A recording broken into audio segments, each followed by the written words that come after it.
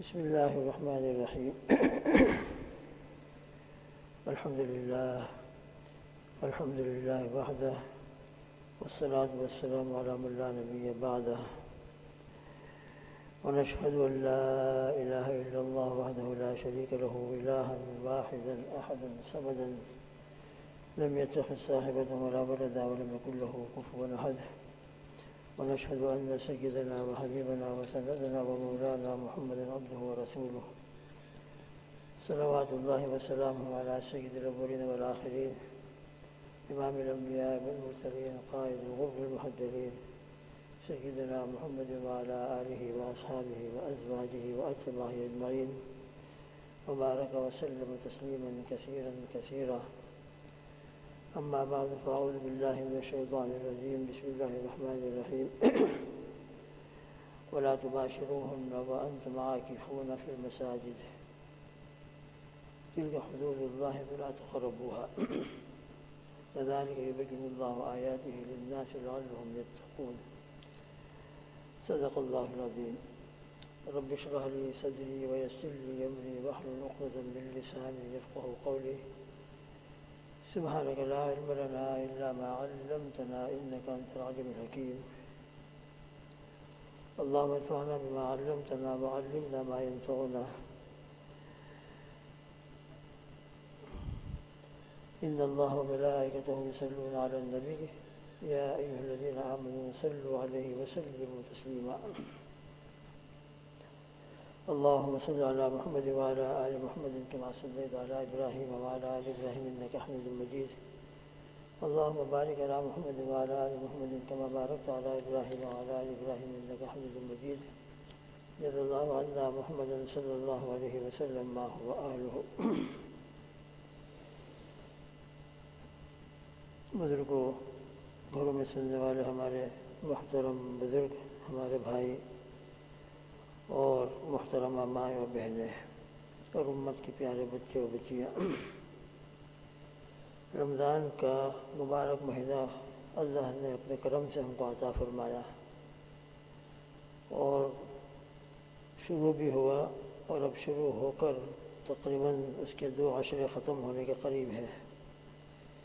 کل رات سے آئندہ ٹمورو اعتکاف بھی شروع ہو جائے گا.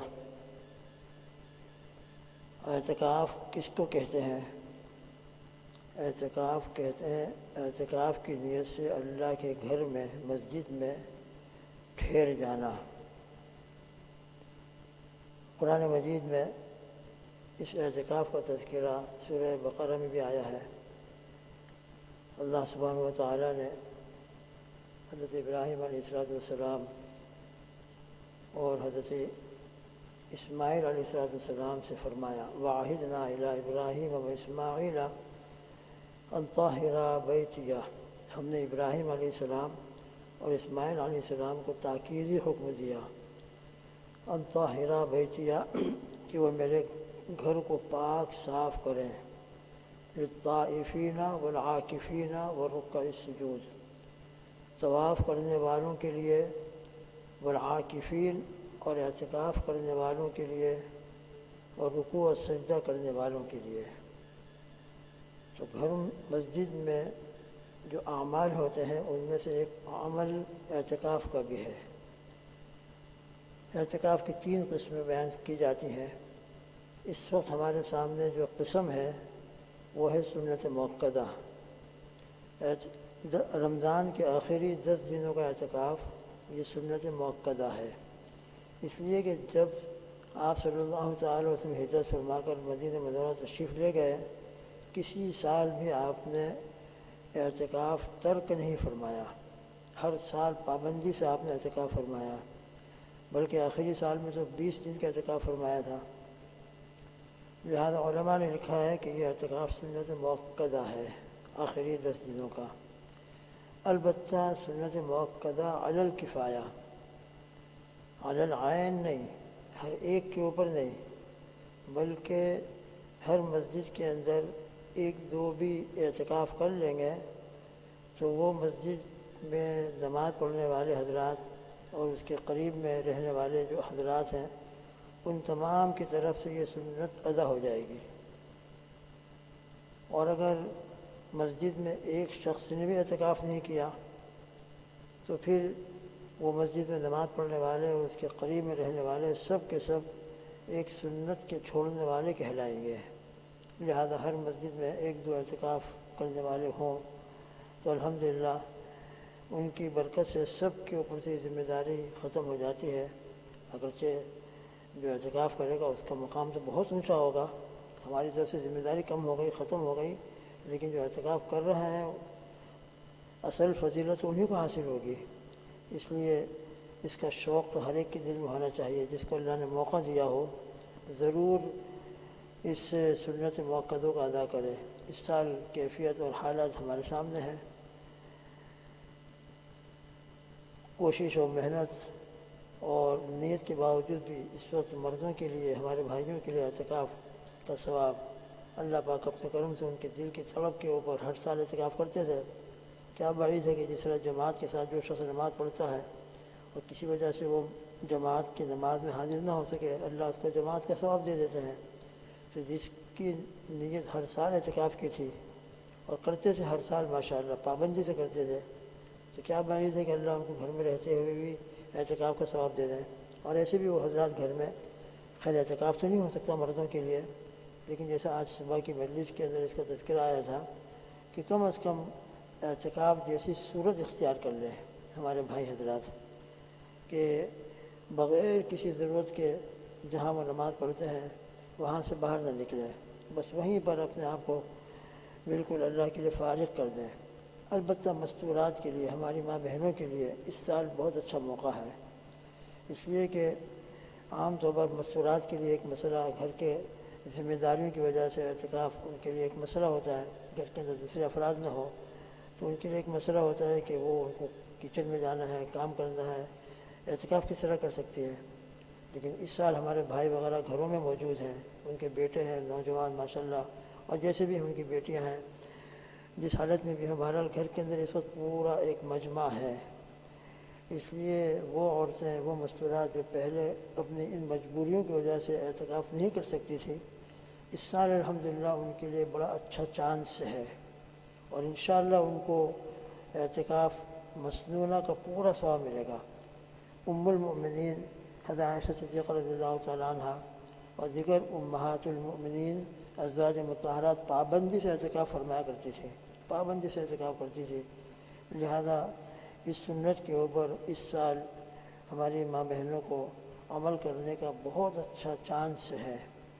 گھروں کے اندر ان کے شوہر موجود ہیں، ان کے بیٹے موجود ہیں، خدمت کرنے والے الحمدللہ گھر میں مہیا ہیں، موجود ہیں۔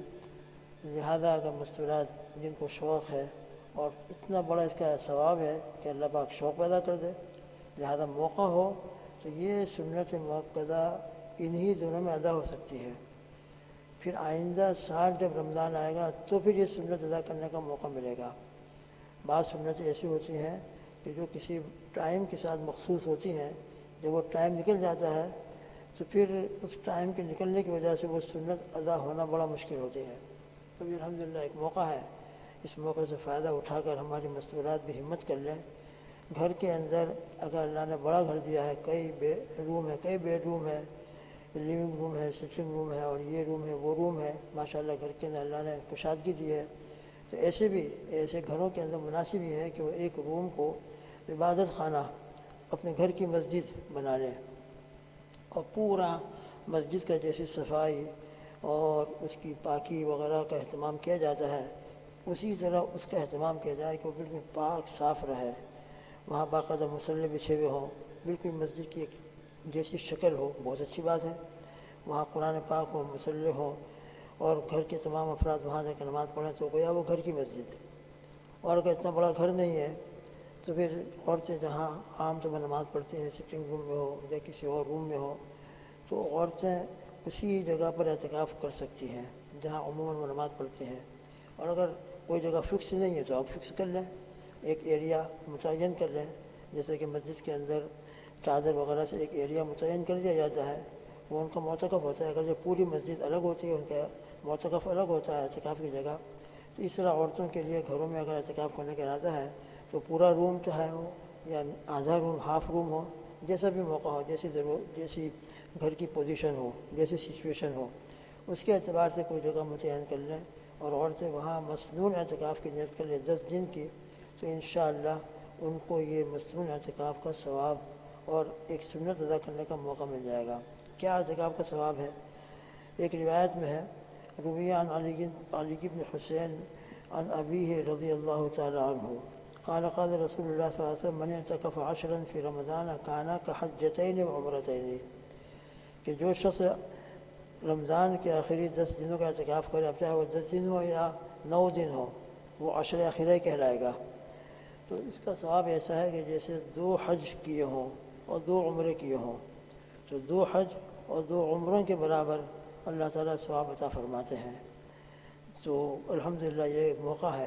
اعتکاف کے بڑے فوائد ہیں۔ معتکف کا 24 گھنٹے چاہے وہ سویا ہوا ہو، چاہے خاموش بیٹھا ہو، اعتکاف کی برکت سے اس کا ٹائم پورا کا پورا عبادت میں شمار ہوتا ہے، پورا کا پورا وہ عبادت کے اندر شمار کیا جاتا ہے۔ سویا ہو تب بھی وہ عبادت میں ہے، بیٹھا ہو خاموش تب بھی عبادت میں ہے، اور تلاوت کر رہے ہیں تب تو ہے عبادت، نور علی نور ہے۔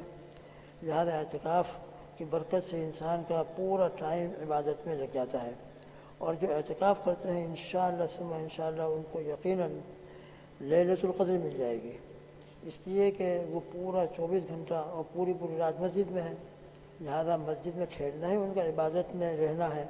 خاموش بیٹھے ہوں تب بھی عبادت ہے، بلکہ سو گئے ہوں تب بھی عبادت میں ہے۔ تو انشاءاللہ اعتکاف کی برکت سے شب قدر مل جاتی ہے، اور عبادت کا اور شب قدر کی برکت ہم جانتے ہیں، تو اس کا ہر وقت عبادت میں گزرتا ہے۔ پھر اس کے ساتھ وہ دعائیں کر رہا ہے، اللہ کی طرف متوجہ ہے، تمام لوگوں سے کٹا ہوا ہے، اللہ کے در کے اوپر آ کر پڑا ہوا ہے۔ جب کوئی فقیر کسی کے در پر، کسی کے دروازے پر جا کر ٹھہر جائے، جیسے انڈیا پاکستان میں ہوتا ہے، تو پھر کیسا بھی انسان ہو کچھ نہ کچھ دے دیتا ہے اس کو، کہ بھئی اتنی دیر سے بیچارہ مانگ رہا ہے، کھڑا ہوا ہے، تو اس کو کچھ نہ کچھ دیا جاتا ہے۔ تو معتکف کی مثال بھی ایسی ہے کہ وہ اللہ کے در پر آ کر پڑ گیا ہے کہ اللہ جب تک میری مغفرت نہیں ہوگی اور آپ اپنی رحمت کے دروازے میرے لیے نہیں کھولیں گے، میں آپ کے دروازے سے اور آپ کے گھر سے نکلنے والا نہیں ہوں۔ اس لیے اعتکاف کی برکت سے اللہ اس کو نواز ہی دیتے ہیں، اور یقیناً انشاءاللہ اللہ پاک اس کی مغفرت فرما دیتے ہیں، اور اللہ پاک اس کو شب قدر کی برکتیں عطا فرمائیں گے۔ اس لیے اعتکاف کا موقع اگر ہے، گھر کے اندر افراد ماشاءاللہ مہیا ہے، ہمارے ہسبینڈ ہیں، شوہر ہیں، بیٹے ہیں گھر میں موجود ہیں، تو اس سال مستورات کے لیے، عورتوں کے لیے اس سنت کو ادا کرنے کا ایک بہت بہترین چانس ہے اور بہترین موقع ہے، اور وہ کل شام سے شروع ہو جائے گا، کل شام مغرب سے شروع ہو جائے گا۔ جو اعتکاف کا ارادہ ہو بس مغرب سے کچھ دیر پہلے اپنے اعتکاف کی جگہ میں اعتکاف کی نیت کر کے بیٹھ جائے، جیسے ہی مغرب اور آفتاب سن سیٹ ہو جائے گا، عشر اخیرہ شروع ہو جائے گا اور ان کا اعتکاف شروع ہو جائے گا۔ اب اعتکاف شروع ہو جانے کے بعد البتہ کچھ پابندیاں ہیں۔ پابندیاں کیا ہیں؟ پابندیاں یہ ہیں کہ اپنے اعتکاف کی جگہ ہی میں رہنا ہے۔ مسجد ہے تو مسجد میں رہا جاتا ہے۔ اب عورتیں جہاں اعتکاف کیے ہوئے ہیں، جس روم کے اندر، اور جو انہوں نے اپنے اعتکاف کے لیے جگہ بنا لی ہے، بس ان کو اپنے اعتکاف کی جگہ ہی میں 24 گھنٹے گزارنا ہے، 10 دن پورے کے پورے وہاں رہنا ہے۔ وہاں سے باہر نکلنا کب جائز ہوگا؟ اسی وقت جائز ہے جب کہ وہاں وہ کام نہ ہو سکتا ہو۔ وہ کون سا کام نہیں ہو سکتا؟ انسان ٹوائلٹ، جو انسان کی ایک طبعی حاجت ہے، اور اس طبعی حاجت کے لیے انسان کو اپنے گھر کے اندر بھی جب ضرورت پڑتی ہے تو ٹوائلٹ جانا ہی پڑتا ہے، اور یہ ظاہر بات ہے کہ اسی مقام کے اوپر ٹوائلٹ میں جا کر ہی یہ ضرورت پوری ہو سکتی ہے۔ لہذا اپنے استنجا کے لیے، چھوٹا استنجا ہو یا بڑا استنجا ہو، اس مقصد کے لیے اپنے معتکف سے اور اعتکاف کی جگہ سے نکلنا چاہے تو یہ بالکل جائز ہے۔ ایک شکل تو یہ ہے، اور دوسری صورت یہ ہے کہ نماز پڑھنا ہے ہم کو، چاہے نفل نماز پڑھنا ہو، چاہے فرض نماز پڑھنا ہو، اور نماز کے لیے وضو ضروری ہے، وضو کے بغیر ہماری نماز ہو ہی نہیں سکتی۔ اس لیے اب ہم کو نماز پڑھنا ہے، چاہے نفل پڑھنا ہے چاہے فرض پڑھنا ہے، اور وضو نہیں ہے، ہمارا وضو نہیں ہے، اور دل چاہتا ہے کہ میں نماز پڑھوں، تو 24 گھنٹے میں جب بھی نماز پڑھنے کا ارادہ ہو، اوقات مکروہہ کو چھوڑ کر، فرائض تو خیر اپنے اپنے وقت میں ادا کی جاتی ہے، تو جب نماز پڑھنے کا ارادہ ہو تو اس وقت اگر وضو نہیں ہے تو ہم وضو کے لیے کچن کے اندر یا جہاں ہمارا وضو کا مقام ہے، جہاں بھی ہم وضو کرتے ہیں، عورتیں جہاں اپنے گھروں کے اندر رہ کر وضو کرتی ہیں وہاں وضو کے لیے جا سکتی ہیں۔ بس یہ دو ہے، اپنے استنجا کے لیے جانا ہو ضرورت پوری کرنے کے لیے تو جا سکتی ہیں، اور وضو کرنے کے لیے جانا ہو تو جا سکتی ہیں۔ باقی اس کے علاوہ دوسرے کاموں کے لیے دوسرے کام کیا ہو سکتے ہیں؟ کھانا کھانے سے پہلے ہاتھ دھونا یقیناً سنت ہے، یقیناً مسنون ہے، اور اس کے بڑے فضائل ہیں۔ اب ہم کو کھانا کھانا ہے یا کھانا کھا چکے ہیں تو ہم یقیناً ہاتھ دھوتے ہیں پہلے، تو یہ ہاتھ دھونے کے لیے بھی نہیں جا سکتے، اس لیے کہ یہ ہاتھ دھونا ایک ایسا عمل ہے کہ آپ اپنے اعتکاف کی جگہ میں اور مسجد کے اندر بھی یہ کام ہو سکتا ہے۔ اور وہ کس طرح ہو سکتا ہے؟ ہم ایک ٹپ رکھ دیں اور پانی کا انتظام کر لیں، ٹپ کے اندر ہاتھ دھو سکتے ہیں۔ وضو کرنا مشکل ہے، لیکن ٹپ رکھ دیا جائے اور کوئی جگ وغیرہ سے پانی ڈال کر ہاتھ دھو لیا جائے بدنا ہو یا کسی اور چیز سے، تو مسجد کے اندر یہ ہاتھ دھو سکتے ہیں۔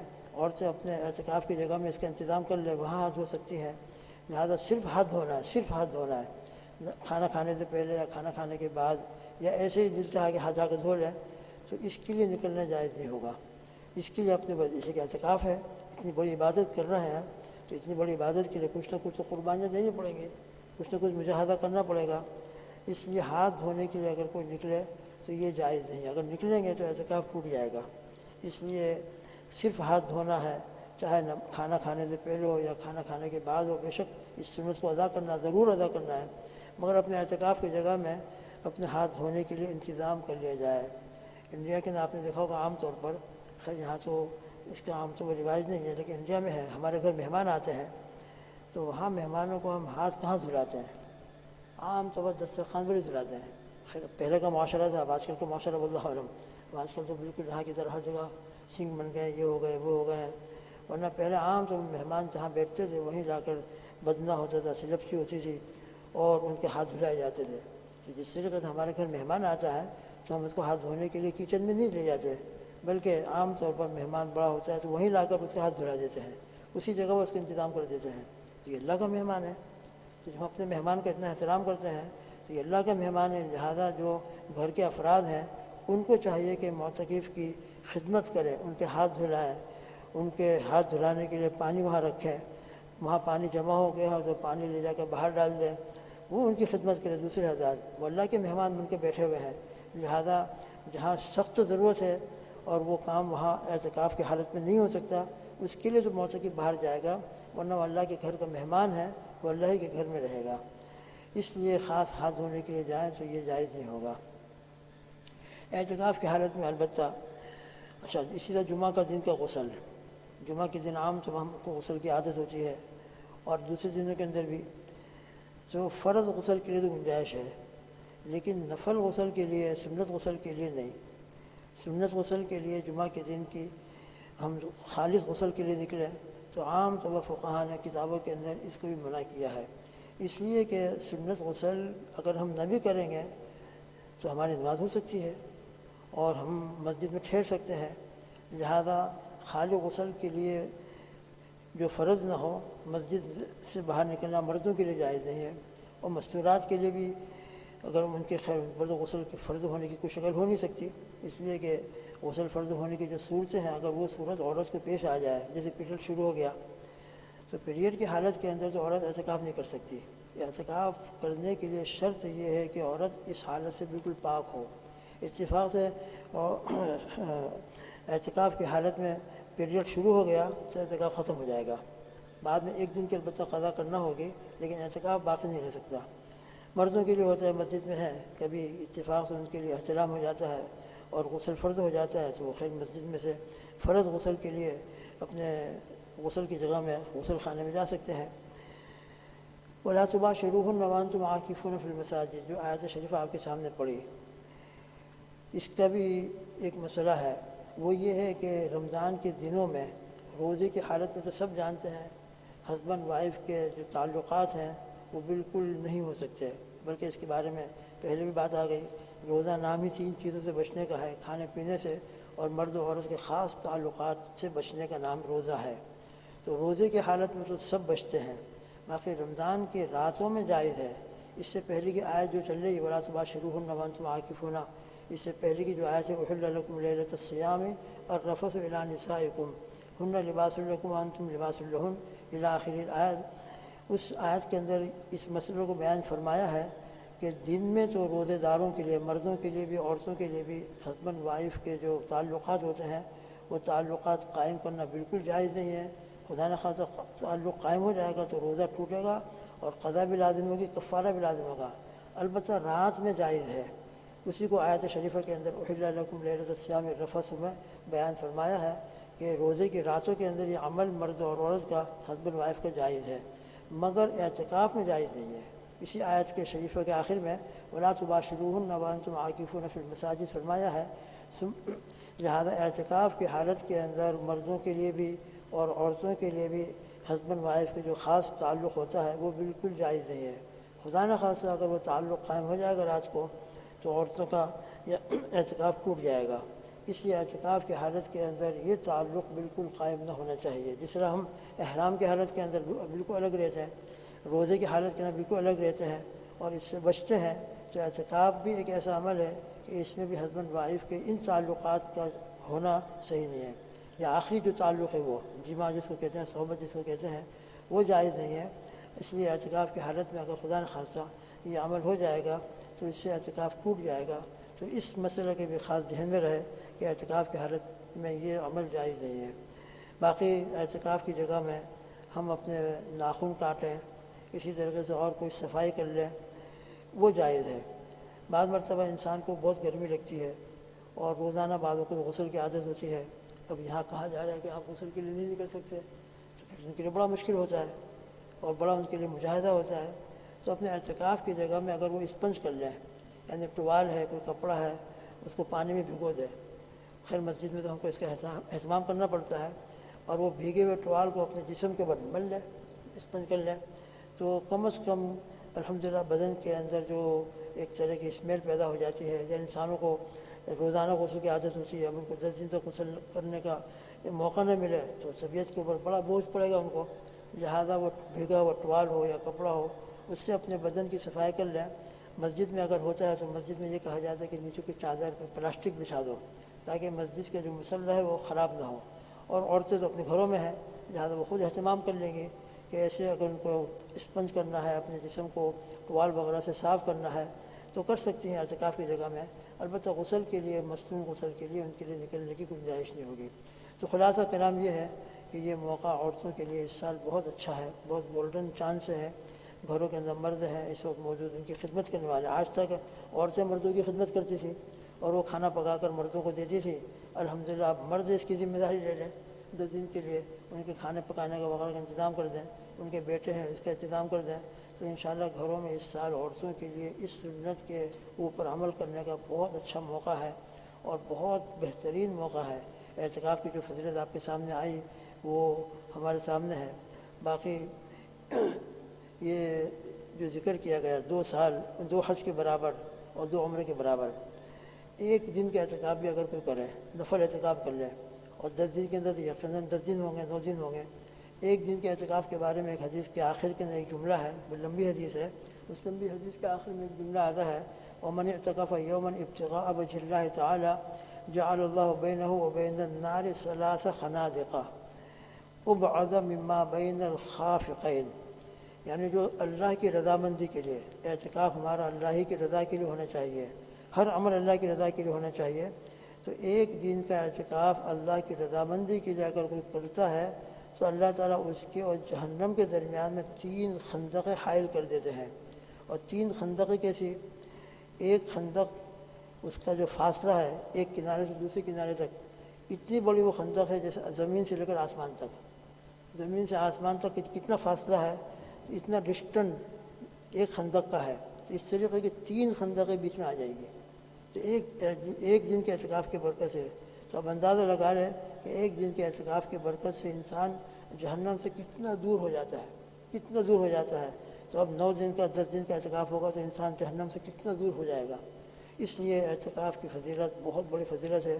معتکف اللہ کے گھر کا مہمان ہوتا ہے، بلکہ دوسرے الفاظ میں اگر یوں کہہ دیا جائے کہ اللہ کے گھر کا وہ فقیر ہے، ہم تو اپنا کو فقیر ہی سمجھیں، اور فقیر کسی کے گھر پہ جا کے بیٹھ جاتا ہے تو جیسا کہ ابھی کہا گیا آپ کو کہ پھر گھر کا مالک جو ہوتا ہے کچھ نہ کچھ اس کو دے دیتا ہے.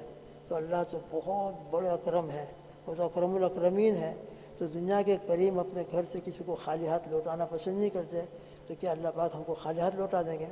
انشاءاللہ ہمارا اعتکاف پورا ہو رہا ہوگا اور گناہوں سے ایسے پاک صاف ہو چکے ہوں گے انشاءاللہ ثم انشاءاللہ کہ ہمارے نامہ اعمال سے گناہ ختم ہو چکے ہوں گے. تمام کے تمام توبہ استغفار بھی کریں گے انشاءاللہ. ظاہری بات ہے کہ انسان جب اعتکاف میں ہوگا تو تنہائی کا موقع ہوتا ہے، اللہ کی طرف توجہ ہوتی ہے، توبہ استغفار کا دل سے الحمدللہ جذبہ پیدا ہوتا ہے. تو توبہ استغفار بھی کبھی موقع ملے گا. اور پھر یہ فضائل بھی ہیں، شب قدر بھی مل جائے گی اور انشاءاللہ بہت بڑے اجر و ثواب کو لے کر انشاءاللہ معتکف اپنے اعتکاف سے باہر آتا ہے. اللہ پاک ہم سب کو اس کی شوق عطا فرمائے. دنیا کا تھوڑا سا آفر ہوتا ہے تو اس آفر کے اوپر ہم کیا کیا کر لیتے ہیں. اللہ مجھ کو اور آپ کو پوری امت کو شوق عطا فرمائے، اعمال کا ذوق عطا فرمائے اور ان فضائل کو سن کے ہمارے دل میں ایک جذبہ پیدا ہو جائے اور عمل ہو جانے کے بعد دل کے اندر اطمینان اور مسرت ہو. جیسے کہ آج مولانا سلیم صاحب دورات کے بیان کے اندر یہی بات تھی کہ مومن کے ایمان کی علامت یہ ہوتی ہے کہ اس کو نیکیوں کا شوق ہوتا ہے، فضائل سن کر خاص کر اور زیادہ شوق ہوتا ہے. اور جب عمل ہو جاتا ہے تو عمل کے بعد اس کو مسرت اور خوشی ہوتی ہے. تو نیکی کے بعد دل میں اطمینان کا ہونا، خوشی کا ہونا، یہ بھی ایک علامت ہے. غرور فخر نہیں، بڑائی نہیں، تکبر نہیں، لیکن دل مطمئن ہو، دل مسرت حاصل کر رہا ہو کہ الحمدللہ اللہ پاک نے ایک عمل کروا دیا، اللہ نے روزہ رکھوا دیا، اللہ نے تراویح پڑھا دی، اللہ نے اعتکاف کروا دیا. تو انشاءاللہ ثم انشاءاللہ یہ ہمارے لیے بہت بڑی ایمان کی علامت ہے اور بہت بڑا ہمارے لیے رمضان کی برکتوں کے اور رمضان کی مغفرتوں کے اور عتق من النار کے حاصل ہونے کا اور شب قدر کے حاصل ہونے کا ایک بہت اچھا عمل ہے. لہذا جن کو موقع ہو گھروں کے اندر مشورہ کر لیں اور کوئی ترتیب بنا دیں تو ہر گھر کے اندر یہ سنت زندہ ہو جائے گی. تو انشاءاللہ گھروں کے اندر کتنی برکتیں نازل ہوں گی اور کتنی رحمتیں نازل ہوں گی اس معتکف اعتکاف کرنے والے کی برکت سے، وہ اللہ ہی جانتا ہے. اللہ ہم کو ذوق و شوق عطا فرمائے اور جو اعتکاف کرنے والے ہیں یا اعتکاف کا دل میں شوق پیدا ہو رہا ہے اللہ ان کے شوق میں اور ترقی عطا فرمائے اور اللہ کرے یہ عمل ہو جائے تاکہ ایک موقع کی جو سنت ہے وہ سنت ادا ہو جائے. تو انشاءاللہ یہ سنت بھی ادا ہو جائے گی. آئندہ سال کیا ہوتا ہے اللہ کو معلوم، زندگی ہے کہ نہیں ہے، ابھی موقع ہے تو ہم گھروں میں اعتکاف کر لیں گے. ہماری ماں بہنیں تو انشاءاللہ ثم انشاءاللہ بہت بڑے اجر و ثواب کے وہ حقدار بن جائیں گے اور بہت بڑے اجر و ثواب کا انشاءاللہ ان کو موقع مل جائے گا. اللہ تعالیٰ سب کو شوق عطا فرمائے، ذوق عطا فرمائے. جو اعتکاف کر رہے ہیں اللہ ان سب کے لیے اعتکاف آسان فرمائے اور ان سب کو پوری امت کی طرف سے جزائے خیر عطا فرمائے. اس لیے کہ ان کی برکت سے اس محلے والوں کی طرف سے ایک ذمہ داری ادا ہو جاتی ہے. اللہ ان کو اس کا بھی بدلہ اور جزا عطا فرمائے. بسم اللہ الرحمن الرحیم. الحمدللہ رب العالمین والعاقبۃ للمتقین والصلاۃ والسلام علی سید الاولین والآخرین سیدنا محمد وعلی آلہ واصحابہ اجمعین وبارک وسلم تسلیما کثیرا کثیرا کثیرا. اللهم انا نسألك بأننا نشهد أنك أنت الله لا إله إلا أنت الأحد الصمد الذي لم يلد ولم يولد ولم يكن له كفوا أحد. اللهم صل على سيدنا محمد وعلى آل سيدنا محمد كما تحب وترضى عدد ما تحب وترضى. ربنا آتنا في الدنيا حسنة وفي الآخرة حسنة وقنا عذاب النار وأدخلنا الجنة مع الأبرار يا عزيز يا غفار. ربنا ظلمنا أنفسنا وإن لم تغفر لنا وترحمنا لنكونن من الخاسرين. رب اجعلني مقيم الصلاة ومن ذريتي ربنا وتقبل دعاء. ربنا اغفر لي ولوالدي وللمؤمنين يوم يقوم الحساب. اللهم إنك عفو كريم تحب العفو فاعف عنا. اللهم إنك عفو كريم تحب العفو فاعف عنا. اللهم إنك عفو كريم تحب العفو فاعف عنا يا كريم يا حي يا قيوم يا ذا الجلال والإكرام. اپنے کرم کا، اپنی رحمت کا، فضل و عنایت کا معاملہ فرما. اللہ بہت مبارک دن چل رہے ہیں اور بہت مبارک ایام اور راتیں آنے والی ہیں. یا اللہ اپنے فضل سے، اپنی رحمت سے ہم سب کو ان مبارک عشر اخیرہ کے جو مستون اعتکاف ہے اس اعتکاف کی اللہ عمل کرنے کی توفیق عطا فرما. جو اعتکاف کر رہے ہیں اللہ ان کے لیے اعتکاف کو آسان فرما. اعتکاف کی وجہ سے جو قربانیاں دینا پڑیں گی یا اللہ ان قربانیوں کو برداشت کرنے کا جذبہ عطا فرما اور ان معتکفین کی برکت سے ہم سب کے لیے اور پوری امت کے لیے خیر کے فیصلے فرما. شب قدر عطا فرما. لیلۃ القدر کی برکتوں اور رحمتوں سے کسی ایک کو بھی محروم نہ فرما. یا اللہ ہم کو اس کا ذوق اور اس کا شوق عطا فرما. جہنم سے یا اللہ آپ ہزاروں انسانوں کو لاکھوں انسانوں کو جہنم کے سے آزاد فرماتے ہیں یا اللہ ہم سب کو بھی رمضان کی برکت سے اتقائے رمضان میں شامل فرما جن کے لیے جہنم سے آزادی کا فیصلہ کیا جاتا ہے اللہ ہماری گردنوں کو بھی ہمارے والدین ہمارے بچوں کی ہمارے بھائی بہنوں کی ہمارے تمام متعلقین کی دوست احباب کی اور جو ہم سے دعاؤں کی درخواست کرتے ہیں جن کا ہم پر حق ہے جنہوں نے ہم پر کسی بھی طرح کی قضا کسی بھی طرح احسان کا معاملہ کیا ہو خیر کا بھلائی کا معاملہ کیا ہو یا اللہ ان تمام کو جہنم سے آزادی عطا فرما ان تمام کے اور ہماری کامل مغفرت فرما امت کی وجہ حالات چل رہے ہیں جن پریشانیوں کے اندر امت مبتلا ہے یا اللہ اپنے کرم سے ان تمام پریشانیوں کو دور فرما یا اللہ اللہم انا نسألک من الخیر کلہ عاجلہ وآجلہ ما علمنا منہ ما لم نعلم ونعوذ بک من الشر کلہ عاجلہ وآجلہ ما علمنا منہ ما لم نعلم اے اللہ دنیا اور آخرت کا خیر عطا فرما دے ہمارے آقا ہمارے محبوب صلی اللہ علیہ وسلم نے جتنی خیر کی دعائیں مانگی ہیں امت کے لیے جو آنسو بہائے ہیں یا اللہ ان آنسوؤں کا صدقہ اور ان آنسوؤں کے وسیلے سے یا اللہ اور ان آنسوؤں کی برکت سے ہمارے لیے خیر کے فیصلے فرما دے مغفرت کے فیصلے فرما دے یا اللہ وسیع روزی کے فیصلے فرما دے عافیت کے ساتھ خوش ہو کر یا اللہ آپ ہم کو وسیع روزی عطا فرما ہمارے روزیوں میں ہمارے کاروبار میں ہمارے گھروں میں ہمارے علم میں عمل میں برکت عطا فرما اے اللہ ہر قسم کے شر سے فتنوں سے اور ہر قسم کے آفات و بلیات سے پوری بڑی حفاظت فرما یا اللہ جو بیماری پھیلی ہوئی ہے اس بیماری سے جلدی یا اللہ اس کے ختم ہونے کی فیصلہ فرما ہمارے شہر سے ہمارے ملک سے اور پوری دنیا سے ان حالات کو ختم فرما اور مسجدوں کے آباد ہونے کی مدارس کے کھل جانے کی شکل پیدا فرما اے اللہ حرمین شریفین کامل طریقے سے کھل جائے حج بھی ادا ہو جائے یا اللہ اپنے فضل سے اپنے کرم سے اپنی رحمت سے ان حالات کو ختم فرما یا اللہم انا نعوذ بک من عذاب جہنم ونعوذ بک من عذاب القبر ونعوذ بک من فتنة المحیا والممات ونعوذ بک من فتنة المسیح الدجال ونعوذ بک من المأثم والمغرم اللہم انا نعوذ بک من درک الشقاء وسوء القضاء وشماتة الأعداء اللہم اغفر امت محمد صلی اللہ علیہ وسلم اللہم ارحم امت محمد صلی اللہ تعالی علیہ وسلم اللہم فرج عنا وعن جميع امت محمد صلی اللہ تعالی علیہ وسلم اللہم ارزقنا عینین حطانتین تسقیان القلب بظروف دم قبل ان تكون الدموع دما والاضراس جمرا اللهم انا نسألك برحمتك التي وسعت كل شيء ان تغفر لنا ان تغفر لنا ان تغفر لنا الله أكبر الله